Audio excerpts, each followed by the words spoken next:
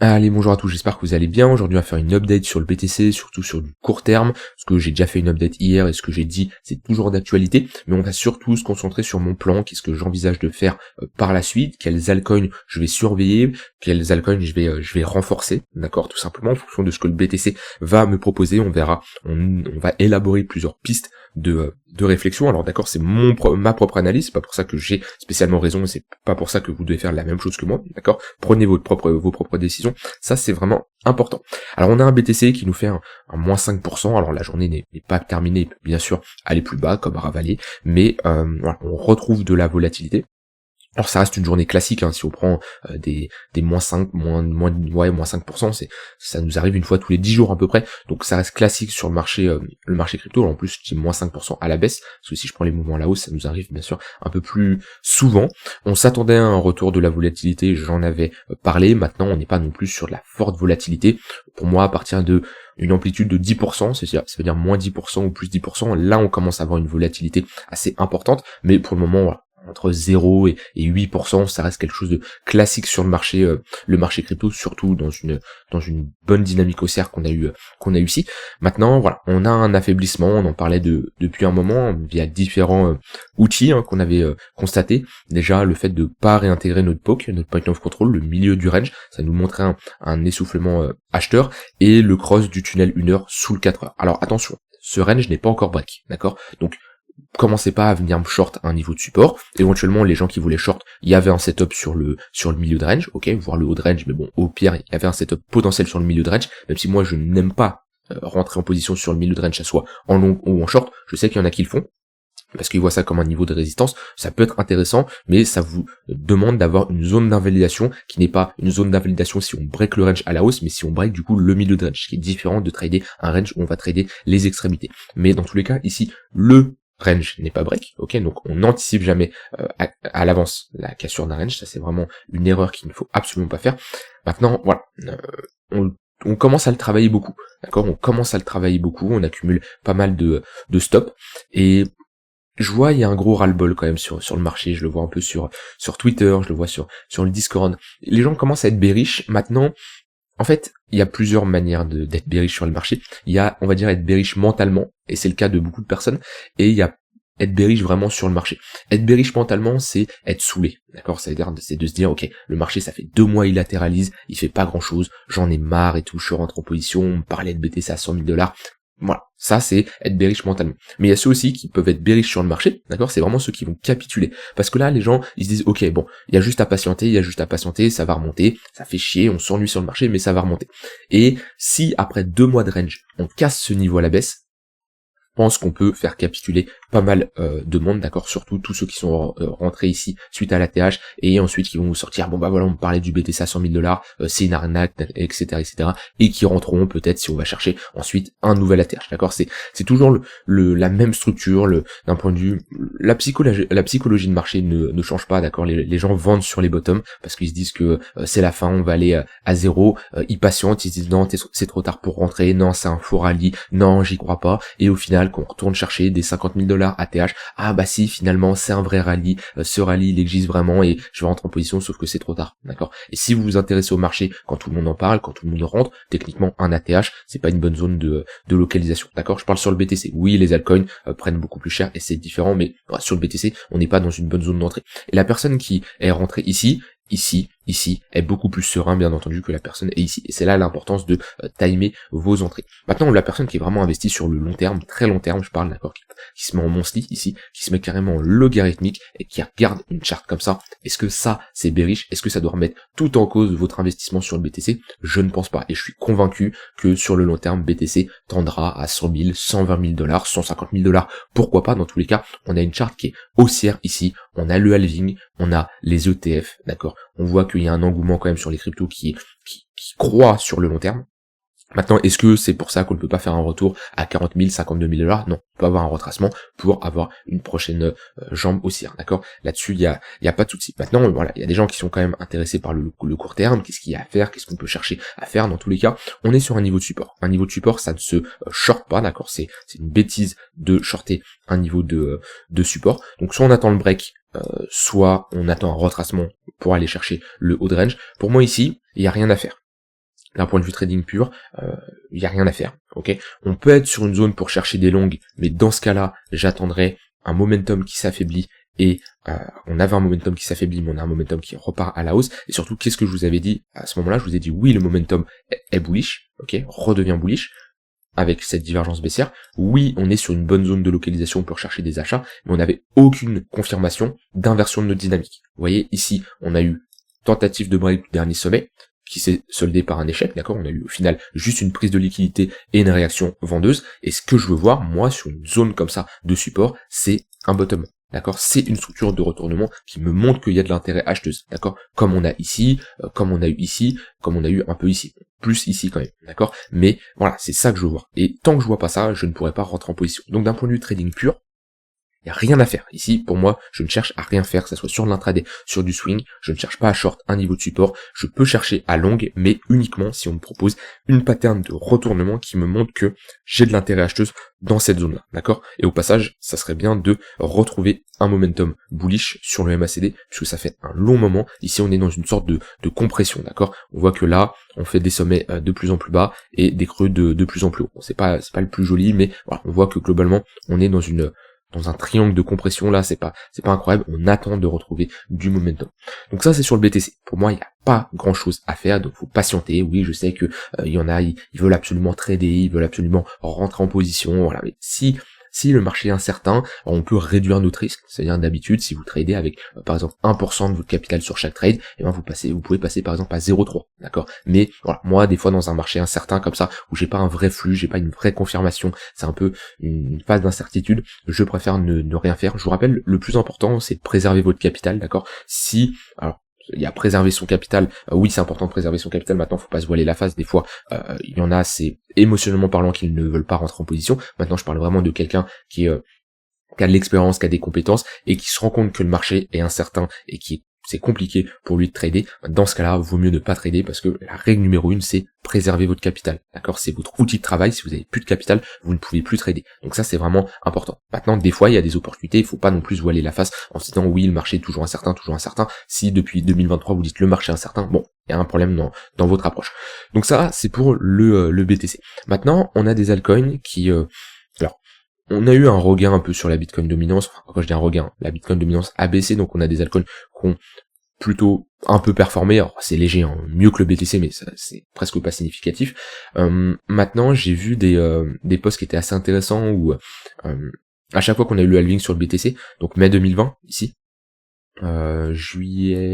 mai-juin 2016 ici, on avait un top sur la Bitcoin dominance, d'accord? Dès qu'on avait le halving, top sur la Bitcoin dominance. Et ça, c'est assez intéressant, c'est pas parce que on l'a eu 2 fois que ça va se reproduire ici, mais c'est une donnée qui est quand même important à prendre en compte. Maintenant, d'un point de vue technique, on n'a aucun signal de retournement. Ce qu'on aimerait, c'est soit le break du dernier creux, ici, soit une pattern de retournement, une phase de distribution qui break par le bas. Donc sur les altcoins, oui, on a des altcoins qui prennent plus cher, qui ont moins performé en 2023, et on le voit hein, sur BTC, on fait un nouvel attach sur les altcoins, on a juste retracé vers les 0,118 de Fibonacci. Donc oui, les altcoins prennent plus cher. Maintenant, est-ce qu'on aura une altcoin season? Oui, je suis persuadé qu'on aura une altcoin season. Maintenant, la question c'est quand. Et je pense qu'il y avait beaucoup trop de gens qui parlaient d'une altcoin season. En général, le marché fait un peu l'inverse de ce que la majorité des gens pensent, c'est-à-dire que si tout le monde pense que ça va monter, si tout le monde pense qu'il va y avoir une altcoin season, en général, le marché fait l'inverse. Et ça, je l'avais évoqué dans une vidéo où je vous disais, l'alcoin season, elle va se produire quand personne s'y attendra. Moi, je la vois comme ça, d'accord? Il y aura jamais toutes les conditions pour qui seront favorables, d'accord? Vous aurez jamais pour rentrer sur des altcoins toutes les conditions qui sont ouvertes, que tout se passe bien. Non, ça c'est un monde parfait et ça n'existe pas. Maintenant, pour moi, cette altcoin season, trop le monde l'attend. Elle va arriver, mais je pense pas qu'elle va arriver lorsque, comme je dis, tout le monde s'y attendait. Et dans cette phase de latéralisation, tout le monde s'y attendait. Et en vrai, pour moi, une altcoin season qui se lance après un break des 60 000 $, d'accord, on perd les 60 000 $ et on a une altcoin season qui se lance rapidement après. Lorsque pas mal de gens capitulent, ça peut être quelque chose à surveiller. Maintenant, là, c'est juste des suppositions que je mets en avant. Il faudra confirmer ça, bien sûr, d'un point de vue technique sur les marchés. Donc voilà, moi, comme je dis, BTC actuellement, je fais rien. Qu'est-ce que j'envisage de faire maintenant? Alors, Alors il y a plusieurs cas, comme je dis, si ici j'ai un signal de retournement sur ce bas de range, je pourrais rentrer en position, avec comme target le milieu de range et le haut de range, et une zone d'invalidation si on clôture sous le bas de range, sous les 60 000 $. Si on parvient à break ce niveau à la baisse, ça nous indiquera quand même qu'on a un fort momentum qui est bearish, ok. Maintenant, ce qu'il faut regarder, c'est comment on réagit.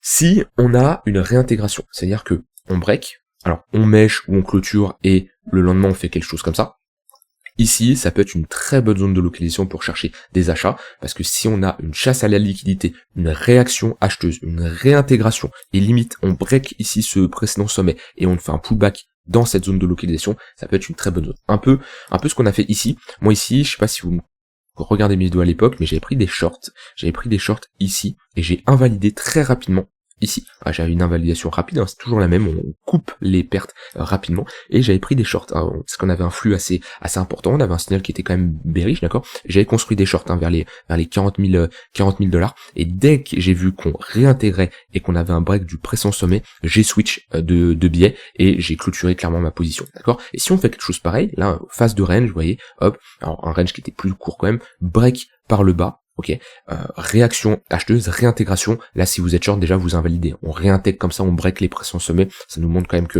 on a une réaction du marché. Et si on a clairement l'inverse, et ben déjà si vous êtes short, faut switch de biais, faut accepter de s'être trompé, c'est des probabilités, c'est comme ça, on peut pas toujours avoir raison, et il faut clairement inverser son biais, alors pas spécialement rentrer en position, mais au moins se rendre compte qu'on a réintégré un range, et ça serait quelque chose d'assez bullish. Donc ça, c'est possible de prendre un long, si on a ce genre de pattern.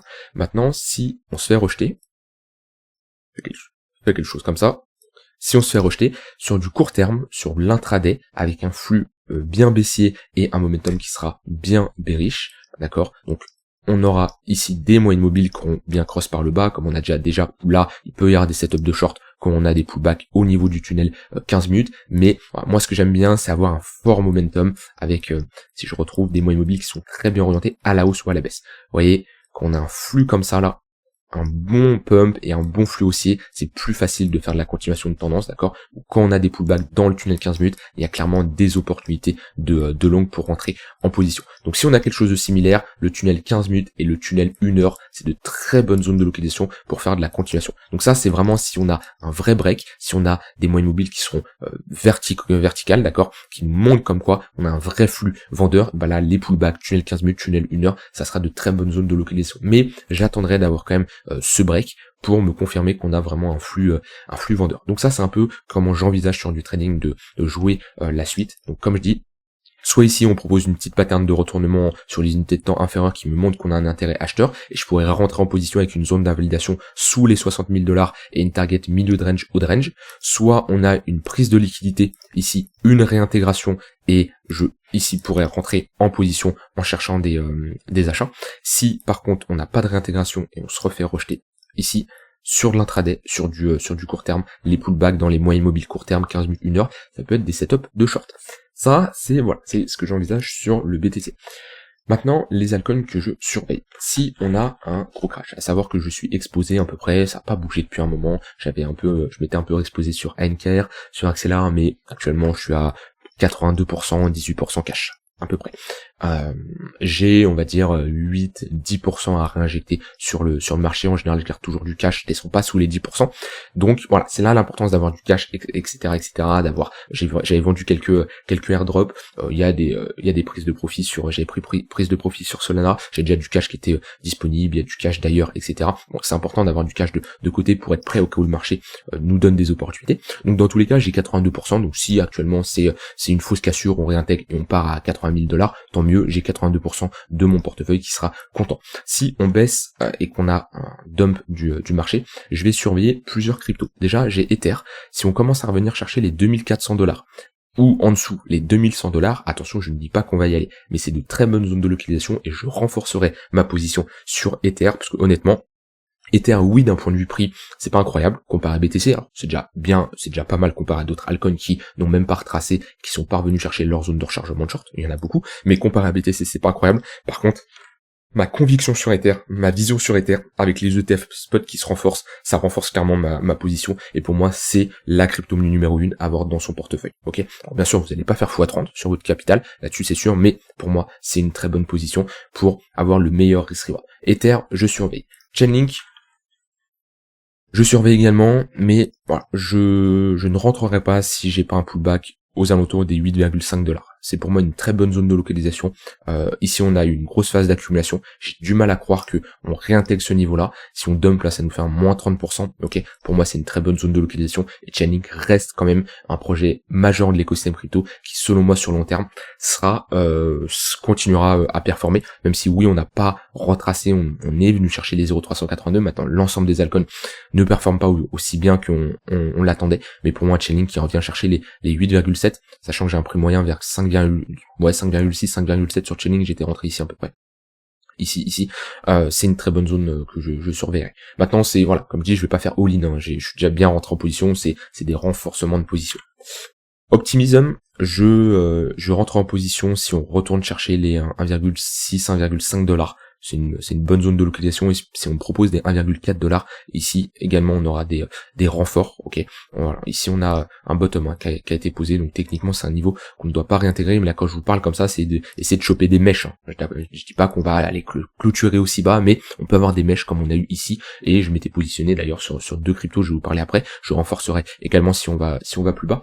On a, du coup on a Axelar, j'étais rentré en une fois, actuellement, on est sur mon prix d'achat moyen, si je dis pas de bêtises, et si on commence à aller chercher des niveaux plus bas, alors je vais tracer un Fibo, j'ai pas de Fibo, mais j'ai mes 0,786 qui sont ici, ouais, on a une bonne confluence vers les 85 centimes de dollars. Je suis rentré en une fois sur Axelar, enfin j'ai rentré sur une position, j'ai du cash qui est toujours dispo, juste pour Axelar, parce que c'est une crypto que j'ai longtemps patienté, pour moi c'est un très bon projet qui est un bon potentiel, d'accord, et surtout d'un point de vue market cap, n'a pas un market cap assez élevé, j'estime que c'est clairement un projet qui est sous-évalué et qui a un meilleur potentiel. Donc si on retourne chercher des prix aussi bas, ça sera intéressant. Osmosis, alors, est-ce que je l'ai sur alors je veux pas l'avoir sur Binance, oh si ça va, j'ai assez d'historique, c'est bon. Alors Osmosis, j'avais tracé une zone là, totalement transpercée. Je voulais renforcer si on avait une clôture au-dessus de ce niveau-là, sauf qu'on a fait une clôture assez étrange, et ce genre de clôture, je n'aime pas, d'accord? C'est-à-dire que si on avait clôturé sans faire cette mèche-là, j'aurais renforcé sur cette zone de localisation. Maintenant, ici, on a pump, je sais pas ce qui s'est passé. On a pump, on a retracé de moins 20%, et j'aime pas ce genre de mèche, d'accord? On comble la zone d'imbalance, on dirait que c'est un peu une mèche en mode, on exit des gens, c'est-à-dire on fait un exit liquidity, on a un pump, ce qui permet à des gros portefeuilles de sortir, je suis pas très fan. Donc, Osmo, je patiente. On a une bonne zone de localisation vers les 73 centimes de dollars. Si on y va, je regarderai comment le marché se comporte. Vous voyez, des positions comme Ether, Link, je peux me positionner sur une mèche, sur un ordre qui est déjà en attente. Osmosis, je vais patienter, et je vais observer de comment le marché réagit sur des zones de localisation que j'ai tracées. Donc là, prochaine étape, les 0,786, si on y va, je vais regarder comment le marché réagit. Et on a ANKR. Pour moi, NKR, c'est vraiment la pépite que j'ai découvert en 2024. Alors, bon, j'abuse peut-être, hein, on n'est pas sur une crypto qui va faire un x100 non plus, mais c'est un projet qui est vraiment intéressant, qui propose des services qu'on ne retrouve pas spécialement ailleurs, qui se démarque un peu de ses concurrents, et qui peut apporter une vraie valeur ajoutée. Honnêtement, genre moi, Osmosis, je suis rentré ici, juste avant le pump, et on a fait juste après, on a fait un x2, x3, et je suis rentré à peu près ici. Si on retourne chercher les 3 centimes de dollars ici, c'est une très bonne zone de localisation où je renforcerai également ma position. Un petit renforcement parce que j'étais déjà très bien rentré ici. À NKR, j'ai pas les chiffres sous les yeux, mais ça doit bien être 8% de mon wallet long terme. On est similaire ici à du Matic, et on est au-dessus à des positions comme j'ai plus d'NKR que Solana en termes d'allocation à mon portefeuille. Parce qu'en fait, c'est une crypto, je suis rentré ici, elle a pris un x3 déjà, d'accord. Je suis rentré ici, elle a repris presque un x2, donc voilà, d'un point de vue performance, vous vous en doutez, si vous rentrez à 3-4%, mais que c'est une crypto qui performe très bien dans votre portefeuille, et surtout les autres cryptos ne fait pas grand chose, bah cette allocation va automatiquement grandir. Maintenant NKR, j'ai quand même une forte conviction, alors j'aurais jamais du 15-20% d'NKR bien entendu, d'accord, on n'est pas sur du Ether ou autre, mais je vous ferai un update d'ailleurs bientôt de mon portefeuille, enfin je dis ça purement, faut que je le fasse, mais voilà, forte conviction sur NKR, pour moi c'est un bon projet qui a un bon potentiel, et d'un point de vue supply en plus il y a tout qui est libéré, c'est plutôt intéressant. Voilà, je vous ai partagé mon plan, je vous ai partagé les altcoins que je surveillais. Maintenant voilà, on s'adapte en fonction du marché, si j'ai d'autres opportunités en fonction de ce qui se passe, je rentrerai également en position, et je vous ai également partagé ce que j'en pense sur le BTC, mon plan de trading et ce que j'envisage de faire, d'accord. Voilà, je vous souhaite une très bonne fin de journée, on se retrouve demain pour une prochaine vidéo, bye bye.